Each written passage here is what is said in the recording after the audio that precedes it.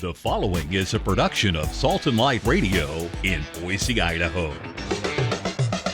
Kick off your work boots and pull up a boulder. It's time for Man Cave, discussing the issues that affect Catholic men in today's culture. Grab your favorite beverage, pick out a comfy spot around the campfire, and enjoy today's conversation with our two favorite cavemen, Pat King and Brian Howe. Oh, boy. Welcome to Pat King's Man Cave. It's been a while since I've been on the show because of the holidays. I pre-recorded a bunch of episodes so that they were done, and then Trinity wouldn't have to be dealing with all those edits. I do 2 hours, and she cuts it down to an hour just because of all the mistakes. So we're going to be here a while. That's fine. I want to introduce a good friend of mine who we were laughing about how he hurt my feelings calling me a big boy on my birthday. So anyway, we were just teasing her. So this gentleman to my left is an all-around good guy. He's got a heck of a story, and we're going to do 2 episodes. We're going to talk about his life, and then we're going to talk about his leadership as a Boy Scout leader. But Monty Katzenberger, it's not Berger, it's Berg, right? Katzenberg. No, it's Berger. Oh, it's Berger. Oh, Katzenberger. See, I knew I just have it in there as Monty Katz. That's easier in my contacts. It's just Monty Katz. That's fine. Yeah. So, anyway, Monty's got a heck of a story, but he was a special ed teacher for 40 years. He's lived all over the state. You were born and raised here, weren't you? I was born in northern Idaho. Northern Idaho. Okay. So he's been in Idaho all his life. He was a special ed teacher. He actually lived in Twin Falls when I lived in Twin Falls growing up. He was living in Kimberly. Let's see, what else have you done? Nothing really. No, I'm just kidding. I got to know him. Let's see.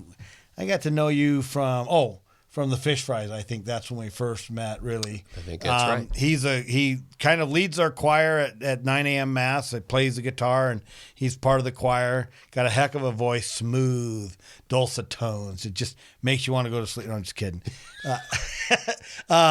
Anyway, he's also the Boy Scout leader. So I got to know him really when I worked the Lenten fish fries with our council, Council 38-6, Knights of Columbus. And we were doing the fish fry, and his Boy Scouts would do the cleanup. They would do the dishes, and they would bust the tables, and they were a big help. And the nights we did all the cooking and the prepping, and so we got to know Monty. And he's got a wicked sense of humor, so you got to be careful. He says it with a straight face, so you never know quite. Like, is he joking? But I love this guy. I've actually interviewed him a couple times. He was on. Did we do a recording, or was just that Salt and Light pledge drive that you came in? We did a live broadcast that day. Yeah, but I thought I had you on my recorded show when I did my old half-hour-long recorded show. I was there with Jeff that day. Okay. Anyway, well, so now that I have a podcast, it's Pat King's Man Cave at Salt and Light Radio. Look at the YouTube channel, Salt and Light Radio Boise. And then look at their YouTube channel. You'll see a lot of different podcasts and content on that channel. But Monty Katzenberger here is he's just got a phenomenal story, and he's 80 years old. And look at he don't 70. Oh, 70. Okay. Well, he looks great. He looks really good. Like I said, I love this guy. He's got a good story, and so. Tell us, you were born, right? You were born here in Idaho, and your life has some interesting background to it. I especially like the one where you caught on fire, but that's, I don't like that. It's just an interesting story how that happened. And you're a Boy Scout leader. It's like, it's kind of, funny, but. Well, Boy Scouts came later. I know. Well, your experience. After the fire.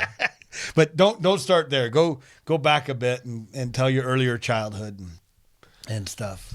So I was born in Moscow, Idaho, raised in Potlatch on a little farm north of Potlatch. You still own that family farm. We still own that family farm. It's rented out. But we had a lot of freedom as youngsters. And growing up in Idaho, that really was probably one of the greatest things about growing in Idaho is that open space freedom. It really was. I had 2 younger brothers. And you were raised Catholic, Keith and right? Kent, yes. Went to Catholic church. There was a little church right across the road on Highway 95. It's the Elmore Methodist Church. And I didn't realize till later that my grandfather donated the land for that church. Oh. And so that church really sits on part of the quarter section. Old that family was farm. Yeah, it was part of our farm. How far away was the Catholic church up in Potlatch? It was 10 miles away. Okay. So you could have just made it easy, just gone across the street. Well, I did that too. Oh, you did? Yeah, Okay. But not to go to church, but to get cookies from Mary McConnell, who was the pastor's wife. I would go across the street to get cookies. Oh, yeah. These were probably phenomenal cookies. oatmeal coconut. Oh. You know, the big kind that you spend $2 for nowadays? Yeah. I would get 2 of them from Mary McConnell. Wow. So, she must have liked you.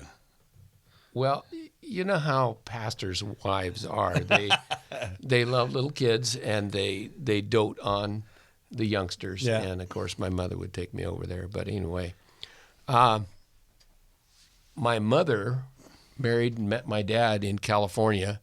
My mother's a California girl. My dad, of course, an Idaho boy. And when he was in the Navy, he met her. They married, moved her up here to Idaho.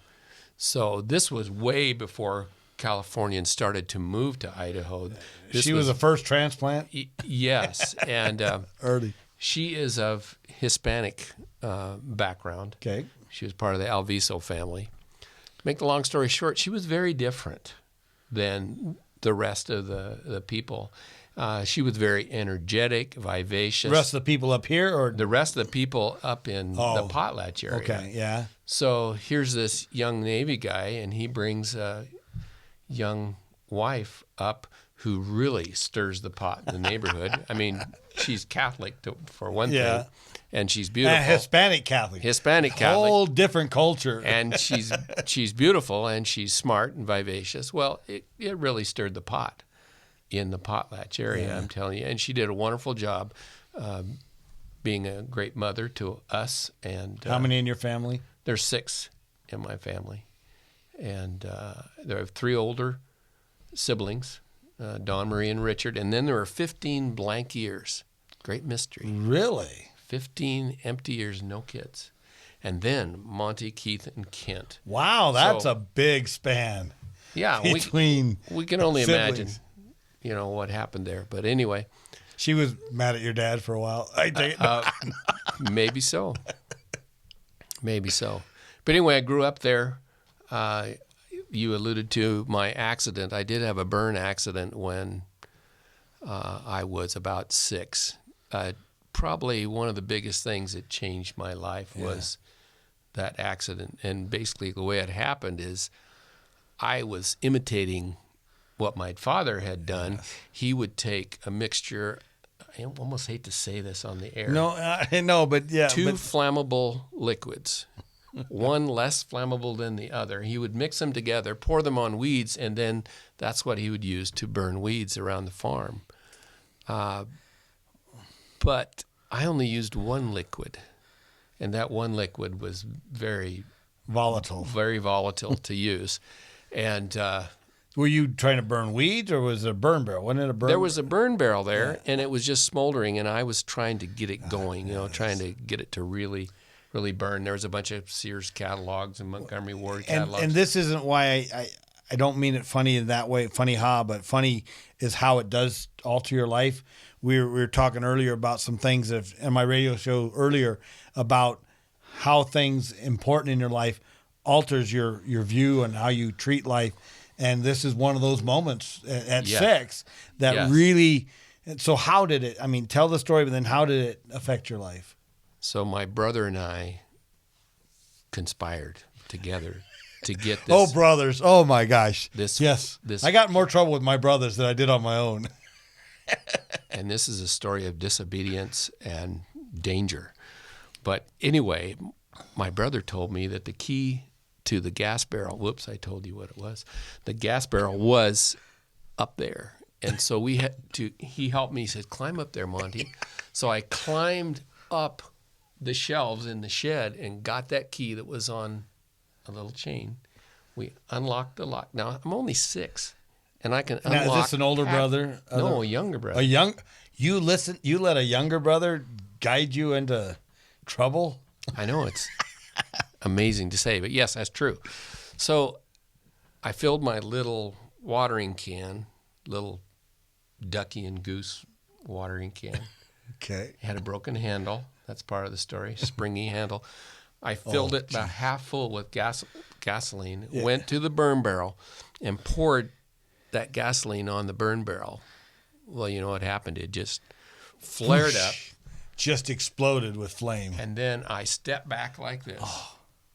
And the gasoline splashed on me. Because of the springy handle. Because of the springy handle. And then the flames found me. So I went up in flames. My brother screamed bloody murder. And my mother came out and saved my life. She put the flame out with her bare hands. Of course, I stopped, dropped, and rolled. And this was a long time before we used to teach that in school. But something just led me to do that. And so I did. And so I ended up with third-degree burns over 35% of my body. I'm burned on my face, neck, and chest. But after that, after many skin grafts, there's probably not any area of my body that doesn't have scarring from the skin grafts. Because, pulled from one to fix another. Yeah, and for those that are not, well, everybody's familiar with plastic surgery, but they take skin from one area and put it on the area where you've lost all. Because that skin will never skin. return on its own without help. No. All right. At least not until some of the newer technologies today, Right. Where they have skin replacement kind of technologies, which I don't know much So about. they scarred one part of your body that was healthy to help heal another part of your body that was unhealthy. Yes. Yeah. And how long, very over what period of time did that happen? I would say I was in the hospital for about 3 months, and it just seemed like forever. Yeah. It really did. 3 months, and then this was between first and second grade, and so I entered second grade. Now, full of what bandages. hospital? What Potlatch is a small, probably doesn't have a very good hospital. So where were you at? Were you in Washington, Spokane, or? I remember it like it was yesterday. My mom and dad took me in the car to Potlatch, and there was only an infirmary there. Right. Because that's a company town, and they did have an infirmary. And they took one look at me in the car and said, "Take him to Gritman in Moscow." And so I went to the hospital in Gritman. Hospital, okay. Yeah. So, it got better. I think I was unconscious for about 4 days in the hospital. Oh, really? Yeah. So, how did that alter? I mean, did good come out of it? How did that happen? What came out of it that was profound for you? Well, there's several effects, but one of the things that they did in those days is the type of anesthetic that they used was ether, and they don't use that. Anesthesiologists don't use that any longer. Right. But I developed a very severe reaction to that. Oh, because you were ether. probably given it quite often. Every procedure that I had, I got it. And so I didn't find out till later that I have this condition that I think they call it pseudochloronesis, but I know I'm pronouncing it wrong. But what it means is your body does not process toxins very well at all, and you don't come out from anesthesiology. Or being put under, it takes a really long time. And so even currently, any current anesthesiologist would put you under, you've got these concerns. I have to tell them about that, and they go, "Okay, we'll watch you." And what that means is they have the trach tube right there. They're ready to cut you open and intubate and all that kind of stuff. But no, they're good at it now. They don't use ether. So that was one of the long-term effects. I had to learn to walk all over again. It affected your walking. How'd that? Well, because 3 months in a hospital bed. At 6. That'll do it, so that was another effect. And of course the scarring, I was severely that makes your skin tight and makes it more difficult to stretch and walk without pain or discomfort. Right. I imagine. Yeah. Contracture is one of the things that happens. I didn't happen to have any contracture. Dr. Valder, my surgeon, was very talented. Wow. Very good. And that was, what years was that? I'd say 1956, 57. So in there. A while ago. And so he was very good at that time. And plastic surgery was kind of not new, but it's so much better today. Yeah, so much better today. And, of course, safety is much better. And I know on farms that fuel tanks are still available. I've got 2 big ones myself. Yeah, so it's a constant thing. And later on as a teacher, I would tell my students about that incident and how I'd gotten burned, because they look at my arms and my face and they go, huh? They want to know why. How come you have these scars? So I just tell them the story. Well, that's why the story is important, because it's a life lesson that you can always share with younger people and help them realize that letting your stupid brother tell you to encourage you to do something, you better think twice. So I did learn something from this. Don't listen to your younger brother. No, there's an even more general rule.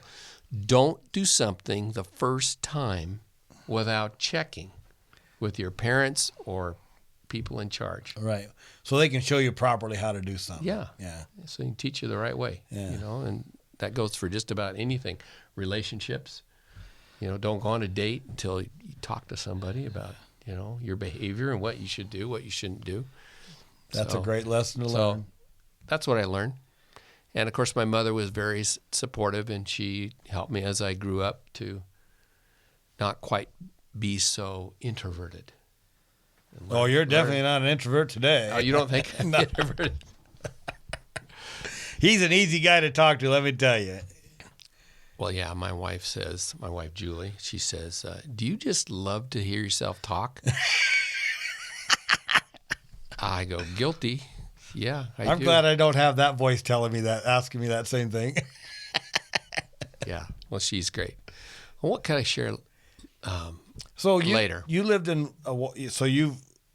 didn't you live for a while in California? Never, no, never. So you were just dealing with the family, because family farm, her family side business or family property. Wasn't that something that you had to deal with? Well, my father's the one that had the property there in Potlatch. What about in California where her family was from? Interesting. Do you want me to go there? Yes. It's your life story, man. You got to tell it all. Okay. This is a tell-all life interview. Dorothy DeWart, my mother, lived in Madera, California. Her father was Michael DeWart, and he left home at an early age because his mother remarried. And the story behind that's extremely interesting. Because that's why I want you to tell it. The reason he left was he didn't get along with his new stepfather. And what happened was his father had a small placer mine where he would just go up the creek bed on the farm, my great-grandfather, and he would pull gold nuggets out of the stream bed, out of the roots from under the tree, and take it to town and trade it for groceries or whatever they did in Madera in those days. Well, he went missing. And for years, they never found his body. Until a new freeway went in. I don't know if it was I-5 or what freeway it was. Madera, I think that is in Madera. I-5. I think that is I-5. Yeah, and they had to move the graves in the cemetery. So what happened is they opened one grave to move it, and they found 2 bodies in that grave. One was the body of a red-bearded gentleman, my great-grandfather, and the other one was the wife of my grandfather's stepfather. So what they think happened is there was a murder, and my step-grandfather buried my great-grandfather in his wife's grave. And why'd the murder take place? We don't know. Probably about the gold. Speculate about the gold? Probably about the gold. But Was the stepfather? You think the stepfather was involved? I think so. Because did he find out that he was going to get the? Because it's odd to me, because I've heard this story before, that he becomes your stepfather, and yet it's in your stepfather's grandmother's or mother's burials. Well, the two farms or ranches are next to each other. Right. So there's a close tie there to begin with. Right. So We got to open up a cold mystery thing and do this study. So you can only imagine. Your mind has to fill in the blanks of what happened, the intrigue, but we just don't know. So did anyone discover the gold? Did the gold become more known? Well, there was gold in that area, but it was not a kind of a claim that you would develop into a larger. It was just, right. Like you go up on the Clearwater River and you find a little gold, It's. But he seemed to find it fairly right. So then what transpired after that with the brother? Did he come back?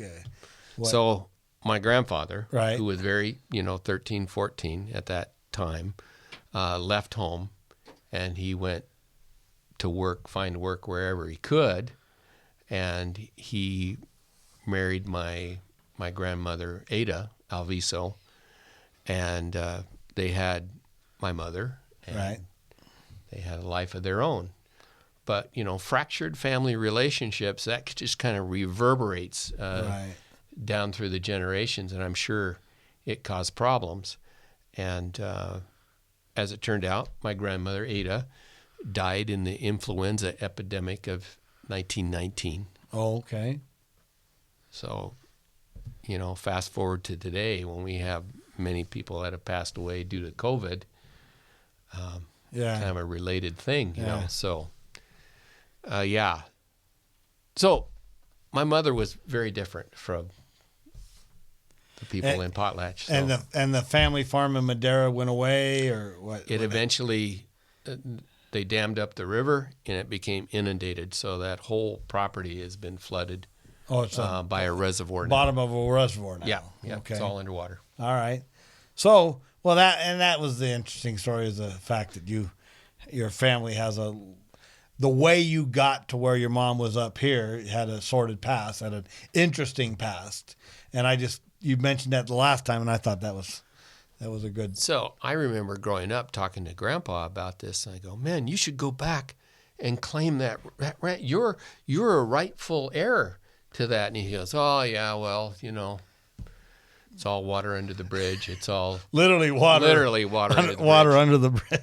And so we as kids, we said we should go back there and find that, because you always want to know that maybe you're a descendant of some rich person that has property, but Well, you've got an interesting history, though. That's for. So you got to know your grandfather, though. Your mom's dad. Yes. And so that was. And did he come up here? You guys go down there? Did you travel around? I mean, car travel was the only way to really get around with a big family. So I know, because my dad would put mom and us and 7 kids in the back of a station wagon, and we'd trudge through from Iowa all the way to Idaho to come out for weddings or funerals or family gatherings. And it was fun traveling with 7 kids in the back seat of a station wagon. Yes, I could see where that would be really a lot of fun. My grandfather came up to Idaho. We didn't travel down there, at least in my group of 2 siblings. We waited for grandfather to come up. He was quite talented. He built us a playhouse. Oh, nice. That still exists today. Wow, fantastic. Still standing. He was very handy with carpentry and other things. And he taught me a lot of things. He prayed the rosary later in his life, as well as my mother. So that was a model. He was another person that was influential. Great. And I loved him. He was great. So then you go to high school. Then where do you go to college? So I go to college at the University of Idaho. I start out in one of those Vandal guys. Oh man. Yes, go Vandals. All right. Well, we'll let it slide this time. I started out in electrical engineering. Against the advice of my advisors, they said, Monty, you're going to have trouble with math. I go, what? So against the advice, I go there. And I also started attending St. Augustine's parish right there on campus. Right. If you've ever been to the Moscow campus, this church is a very like a cone-shaped, round. When I went to the Moscow to view the campus in high school, I didn't go to the church. I went to the frat houses and had fun. I see. Yeah. But I didn't go. I was going to go to U of I. Yes. They dropped their baseball program, so I lost out on my scholarship to play baseball. So that's why I tease Vandals. I wasn't going to be one. So you weren't. You didn't become one. I never became one. No, I never got to go to school. Never went to college. I was going to go to college, play baseball. Had no other future goal in mind at that time. I thought I was going to be a professional baseball player, and I was going to go to college just to play baseball, and school was just part of the process. So, you could have been a contender. I could have been a contender. Yes. So college. So how long did that last to be an engineer versus? Not very long. Did you figure it out on your own, or did life has a way of slapping you to tell you that you're not. Don't I know that? Yes. Where you should be. And for me, it was calculus. First time through calculus, failed it. Second time through calculus, failed it. Third time through calculus, passed it with a C. Barely passed it. Don't you love those C's? It means you made it. You passed it. I'm above average. I'm above average. No, I'm average. I'm a little above average. I made it. So this whole time going to college, I'm playing music at St. Augustine's. A wonderful lady, Sister Cecile Allhorn, was our music director. And now, when did you pick up the guitar? At what point in your life did you? Right after high school. Oh, right after? Right. Well, actually, during high school, I wrote my first song. Cool. As a senior in high school. You may have heard of it. The title is "The Sun Is Slowly Rising." No, I don't think I have. Yeah, because it was never recorded, and nobody cares. Nobody cares. I got Eddie laughing in the background. Do your work over there. Quit listening over here. You can wait till the podcast comes out. So I played music at St. Augustine. Sister Cecile, lovely nun, great influence on my life and those of us that played music at St. Augie's. We call it St. Augustine. I still heard it called that way today. And I just want to thank the people of Idaho that supported that parish campus ministry. Yeah. It's so important for young, sinful people going through their life. And they're even more important today on the college campus. Oh, yeah, extremely vital. And so I credit that with the direction in life that I took. BSU's campus has a very good St. Paul's, Boise BSU campus, very active. Got a lot of all the involvement with the youth there, and it's very active campus. And we have a great priest heading that up. He's the vocations director, Father Nathan Dale, as well as the pastor of that ministry. And it couldn't be in a more perfect place for him to engage the youth. Very, very young priest, very engaging, very energetic, got great ideas for working with the youth. So yeah, I wish there was more of that when I was growing up, that engagement with priests and stuff on a more one-on-one level, or more at my age group level at the time. Yeah, you may have heard of the young priest that we had. His name was Father Schumacher. Father Andy Schumacher, now Monsignor Schumacher. Now I left for California shortly after I graduated from high school, so a couple years later. Well, he's famous. He's wonderful. Great, a great influence. Great. So that was college, and I changed from engineering to education. But there's still math involved. There's still math involved in education. Right, but it's like, basic math, algebra, which I got in trigonometry. I got that okay. So it was calculus that was the tough part. Was there specialties in special ed education, or how did your education major change and become special education? So I had a double major elementary education and special education. Okay. At that So time, they taught that at the school. right. Yeah, okay. Public Law 94-142. Again, nobody cares, but that's what stopped the division of special students Right. from regular students. Right. It was then that they started mainstreaming students back into the normal culture of elementary school, Right. middle school, and high school. And that really is how I entered the field. It was that time when we were They still needed teachers that could do both, that Right. could work with both types of kids in the Right. same setting. right, and we expected our special students to spend some time with their regular class, even if it was just for PE and music, so that they could be a part of that culture, so they know that they're a part of the class of 2022 or 2023, and that's true today. Yeah, being a parent of a special needs child myself, and maybe that was why I was so caring back when I was in third grade, that I would eventually, God's plan was, you need to learn this now because you're going to get one when you're an adult. I don't know. I don't speak God. I don't understand His plan, but always. We can ask him when we get there, yes. right? Well, I've I'm got sure, a bunch of questions. I'm sure my son knows now. He lived to be 12, to the age of 12 and past. But I know that my early upbringing back in third grade helped me a lot with my dealing with my own son's needs and the realization of who he was. He was mentally retarded, and that's a medical term, and it should not be everyone said, "Oh, don't be offensive." I said, my son doesn't care. He is who he is. He loves me anyway.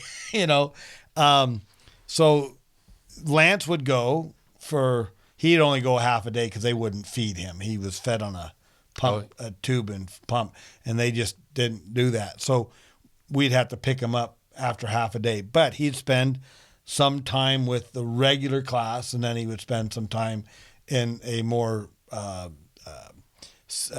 one-on-one situation. Self-contained. Yeah. Or extended resource. Sometimes right. That's how they refer to it. And I really think it's actually almost better for the normal kids, the main kids, to get that experience than it is for the kids that are different or special needs. A lot of times like Lance didn't really know his environment. He had an 18-month mentality. That was about the extent of it. So he just saw people, he didn't know one from the other. But I think it really helps with the compassion and understanding for other people when they are part of their life. I believe that too. We use the word inclusion. Yeah. Today. I don't, but yeah. But breaking it down to the basics, you want to include those people that are a part of your community that, or maybe take a little challenge right. to a little work, a little planning in order to include them as part right. of your group. We do this in families. We try to include grandma and grandpa. We include the grandkids. Right. Everybody takes part. When you play games, you modify the rules so that everybody can play with the dominoes. Maybe you just let the kids just hold the domino and just let them do whatever they want to do with it. But they're part of the game. Right. They're a part of your life. Yeah. My daughters, they treated him like a regular child. They loved him and everything like that. So they would go up to other special needs kids and just talk to them like they were talking to their brother or their sibling or their sisters. And parents would be amazed that they would go, "Oh, they just came up and started talking to him." I said, "Well, yeah, to them that's normal. That's just normal life." And I think that would be the best way. In fact, our radio show talking about how we share the dignity. You can't legislate dignity. You can't legislate love for your neighbor. It has to come from the heart. It has Yes. to come. And I believe that the church is the best one to teach that. You can't make someone see someone Christ-like or their neighbor as themselves without some higher purpose or higher meaning behind it. Did your Catholic faith, was that allowed to be a part of that journey into special ed? I know how teaching is, they're trying to separate it. So were you allowed to? they talked about what kind of a person it takes to work with special populations. They said that oftentimes you're complimented on being so patient and so kind. And they reinforced to us that no, it's not really kindness and patience, although that's part of it. What it really is understanding the nature of the disability and how you work around it, the ways that the techniques that you use to work around it, to teach and to actually help that young person grow, Right. become more verbal, maybe do more academic kinds of tasks. Now, I don't know with Lance what kind of academic tasks that he was able to do. And he wasn't able to do much of anything. They worked with more of the physical parts of his life. His motor skills. His motor skills. We were told early on that he would never come to sit or crawl on his own or even walk. He had bad club feet. He'd never his muscular strength never really developed. I mean, it would take him 2 hours to consume, because through the pump feeding, he had a bad reflex action, so he'd regurgitate, and so we couldn't pump his Pediasure into him very fast. So it'd take 2 hours to get an 8-ounce bottle in, and the goal was to get 6 to 8 of those a day in, and sometimes it just didn't happen because it took so long. And so he never really gained. He couldn't eat regular food. He didn't even like. So he didn't gain weight then. He never gained weight. He when he died, he was about 39, maybe 40 pounds at 12 years of age. Was no taller, probably 3 feet tall, maybe, if you stretched him out. But he never really and this isn't a put down to him, because I always called him my little Kermit the Frog. But if you've ever looked at Kermit the Frog, he had a big upper torso and then small arms and small legs, and that was my son Lance. He looked like Kermit the Frog. He was nicknamed Doodlebug, but he kind of had a curvature spine, but he never had that ability to thrive physically to where he grew. In some ways, it was a benefit to us because he was already very hard to handle because he was a squirmer. If he didn't want to hold on, he didn't. He just kind of flopped around like a wet noodle, and so he was a challenge that way. But he just had his own. He grew at his own pace. He grew to understand things at his own pace, and he was also deaf, and so that didn't help with trying to educate him. He didn't gain a sign language. He had his own kind of language we learned over time, but he wasn't able to communicate, and he also wasn't able to receive much. But the one thing he communicated very well was love. He loved people. He loved. Isn't that amazing? He just loved on people. He smiling when he wasn't sick, feeling bad. He was just happy, giddy.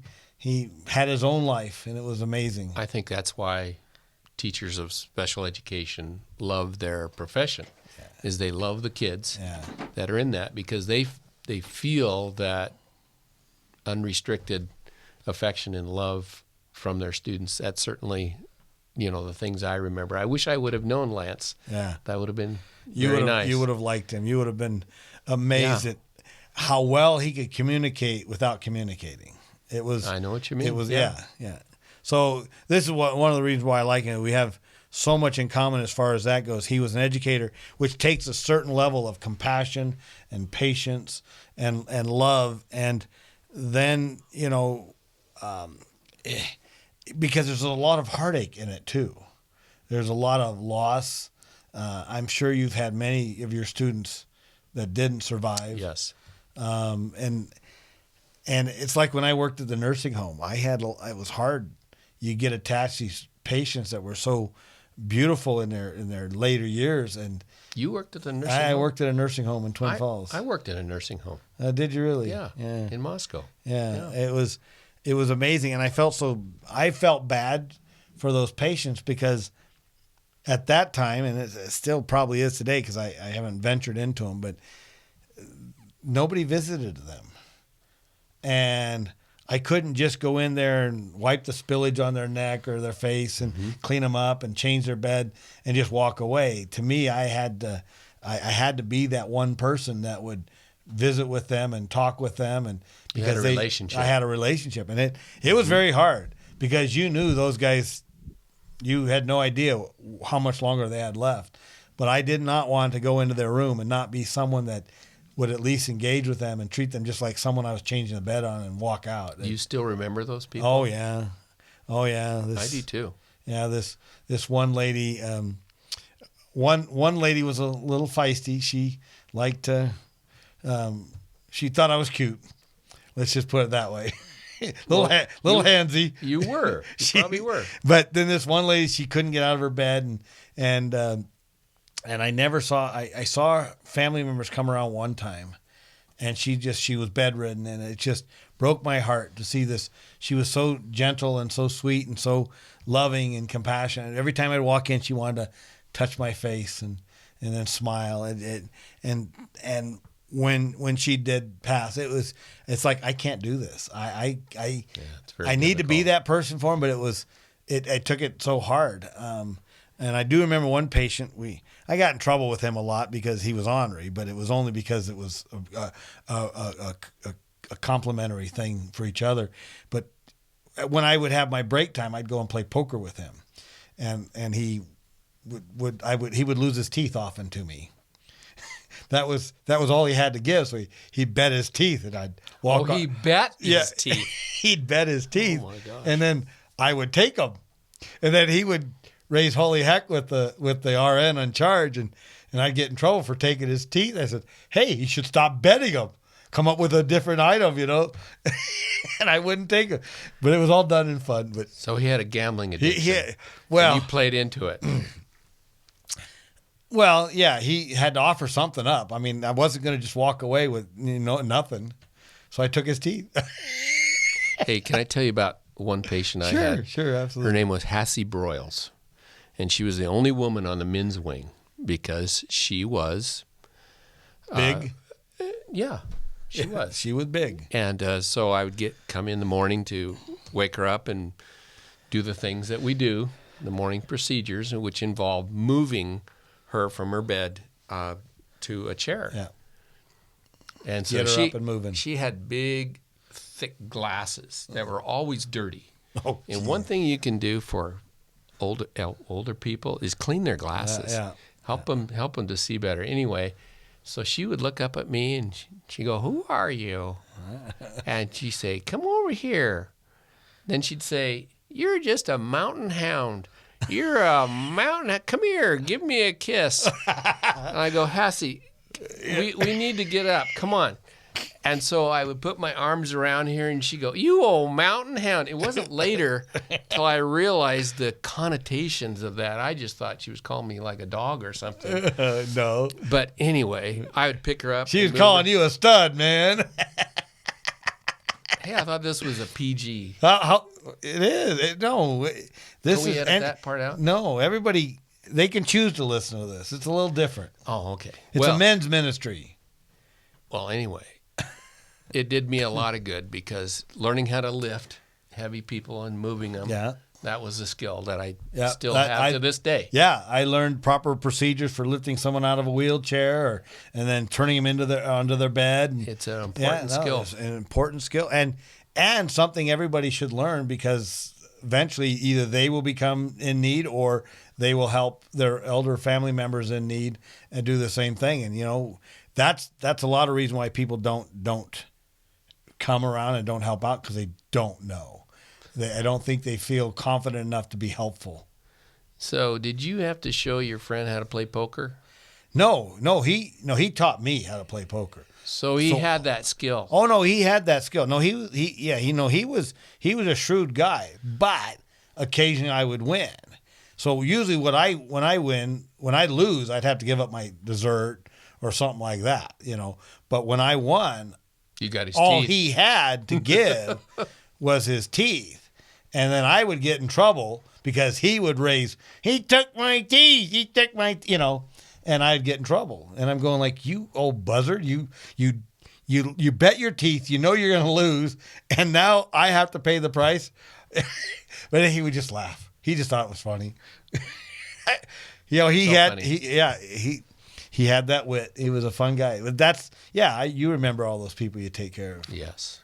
And when they're gone, but what it did teach me, and I'm sure you got the same lesson, was I gave the same kind of care that I was told that the way you care for other people in your younger life, how you respect the elderly and stuff like that, is the way hopefully you'd be treated. You want to be treated the same way.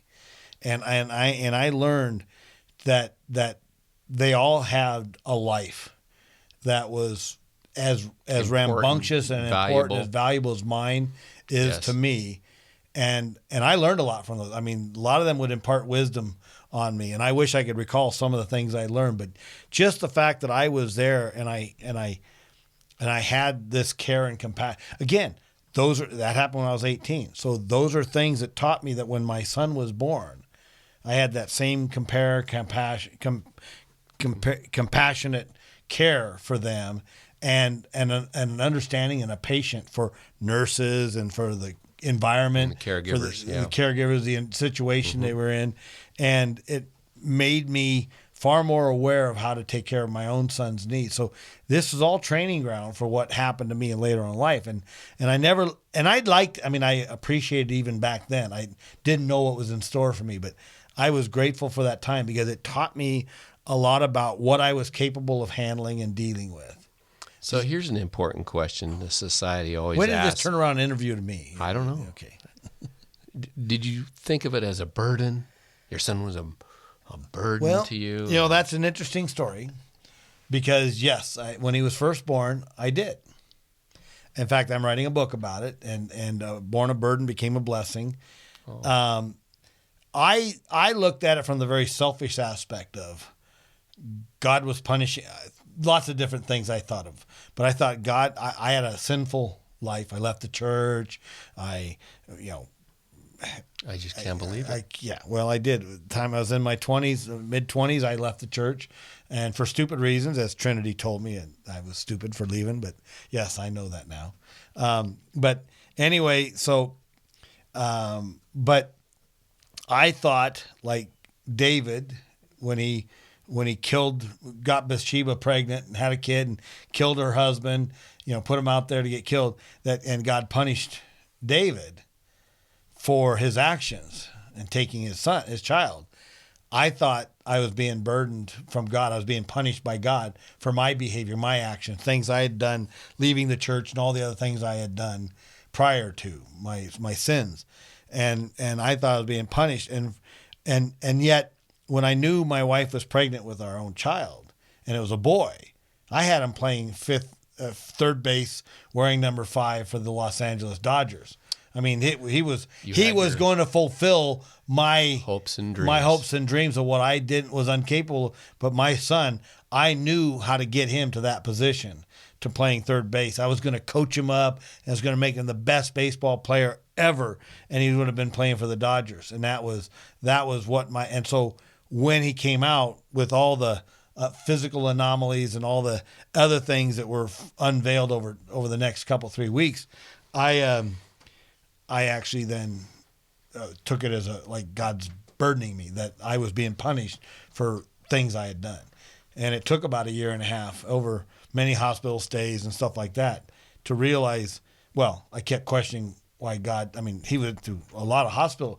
I still loved my son, still did my duty to be there for him, fulfill my obligation, but I didn't find the joy and the love of my son until God told me he was a gift, that's not a burden. It was a blessing, because he knew from my life that I had that compassion, that love, that God only gives those special needs kids to people that will love on them and take care of them and provide them everything they need. And so my whole life changed as how I viewed my son. So are you saying that my accident became a blessing? That's why I love your story. I think I'm learning something today. That's why I love your story, because what was a burden in your youth kept you somewhat introverted a while, then humbled, because of your physical appearance and how you had to look. I look at myself in the mirror, and if anyone loves me, I feel very blessed because God has a sense of humor. Okay, and I'm sure you looked your saying going, and I'm not want to suppose anything, but I bet you probably thought I'm ugly. I don't belong. I'm not worthy of anyone. That's very true. Very true. And you overcame that, and it's through your personality. This is why I love you. Your personality, you learned to overcome those obstacles, and you didn't let life keep you from being alive. What I came to realize is that everybody has scars. Oh, yeah. Yours are just outward. Mine are outward, but many people, It's everybody the I inward would ones meet, that are the hardest ones to deal with. I would discover inward scars that they had, fears, things that they would not do because they were so afraid. And I go, what? That's stopping you? Don't let that stop you. Well, I got this fear. I don't want to do that. Well, everybody has those things. And I just came to realize that, hey, I don't have it so bad. And I bet you probably started looking at your life as you hope people look at you and say, if I can do it, you can too. Yes, that's part of it. That's the way I look at my life. It's like someone said, why are you so joyful? I said, well, because my son. Well, how did your son die and give you joy? I said, because he loved me regardless of who I was. I mean, he loved on me. He loved everybody. And I got to, as my spiritual director told me once, he said, you're a rare anomaly because you got to experience a piece of heaven while on this earth through your son. And I'm going like, that's very true. That's very true. So I know that my son was joyful, probably because he was in a loving, caring family that just loved on him and did everything for him. And he knew he was loved. And he shared his love with me and my wife, my kids, everybody else that walked in. So that's why it's hard for me not to be joyful and happy because, he passed, he died, and I've lost other things, and yet losing a child is probably the hardest thing I ever lost. But yet I don't want to waste his life either by being, sad. Your life has a purpose? My life has a purpose. And his life, in his 12 years, he accomplished more than I've done in 61. So I've got a lot of work to do to even meet what he accomplished in those 12 years. It's not the length of your life, it's what you do in your life. I hope so. So so Monty, I know that this is why I like this fact that you went through that challenge at 6, because I believe it altered your life for the better life that you've had ever since. And you're still striving to, you and your wife lead our life. What's the pro-life movement? Idaho Right to Life. Right, Idaho Right to Life. And she's very involved with that. You guys head that up. In fact, you're getting ready to January 21st. We're going to do our March for Life. That's true. And you'll be out there making sure all the banners. By the way, where you got all the banners? I hope. I'll have to check. You better. Yeah. We need to locate them. I have no idea where they're at. I think it needed a little repair. Oh well. Okay, but he's there. And he and his wife, they get all the banners and all the posters, and they get all the sticks, and they do all this organization. He was doing that even while you were teaching, and now you're the Boy Scout leader. You've got all these activities going on, and yet this is still a compassionate thing that you feel very called to do. She gets all the permits, and you wouldn't believe how many permits. Yeah, I bet. State of Idaho, the county. And dealing with the city of Boise. City of Boise, all of that. And you have to comply with all those things and pay for guidance and help. And she's been very, very involved. But we're looking forward to that on the 21st. This will be the first March for Life after Roe v. Wade has historically been overturned. So now our focus for the March for Life is a little bit changed. Now the focus, every state now will be dealing with these pro-life issues rather than a national issue. But we're not spending as much time and money on just fighting the federal laws now. Now it's going to be more expensive, but we can concentrate on each state. And Idaho has given us a very good leg up we're almost an anti-abortion state. With our heartbeat bill. The heartbeat bill, 6 weeks, and it's been recently upheld by our own state Supreme Court that law can stay intact. And I know we're still going to get fights, but when you've had all these decisions that have led to our state being where it's at, and it's been confirmed that the law should stand, we're farther ahead than a lot of states are. We haven't totally wiped out abortion, but all the Planned Parenthood clinics are moving out. They're moving across the state line to Ontario, but we've got plans to fight that too. So Oregon is a very abortion-friendly. In fact, I think they abort up to third trimester or even up to birth almost. Who knows? Oregon's a wacky state. But anyway, yes, if you're listening to this, you live in Oregon, you understand what I'm talking about. And we're supposed to pray for those that absolutely are our enemies. So yeah. But if you want to join us, I believe one of these will be out by the 21st. Hopefully you'll come join us for the March for Life. And we need more people now than ever. Yes, we do. Because the fight has now we need to proceed beyond just anti-abortion. We need to now push for more after-birth care. We need to be more present for those that do end up having kids, or in their term, forced to have kids because the law won't let them kill them. We need to be there now more than ever for that post-birth life. And I think there's another danger too. Young people today of childbearing age, 14, 15, 16, teenage years, are told that they don't have to tell their parents everything. Yeah. They don't have to tell the parents about how they're feeling about different things in public schools. And so that now covers a lot of things. And now the challenge is these abortions that might take place because they were able to be supported in their decision for an abortion. So did the state also ban the what's that pill that's after? Oh, the killing bill, the pill that they can take. The morning after pill. The morning after pill. Are you 486? Yeah, okay, that's what it is. Yeah, and you know what that term is? The word 86 means we're out of, we're done, we're nixed, we're throwing it out. It's a restaurant term. Okay, hey, do we have any more chili? No, it's 86, meaning it's done, gone, out.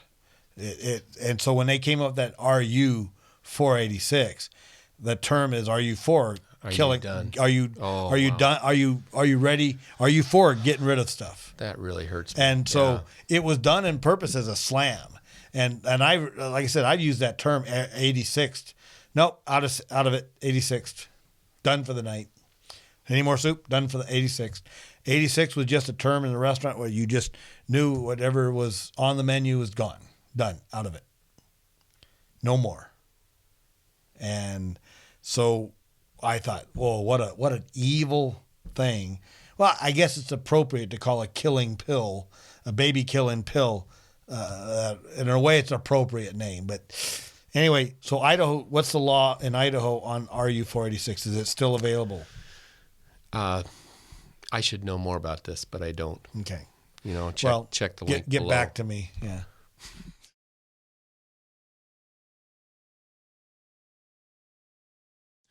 Saint Michael the Archangel, defend us in battle.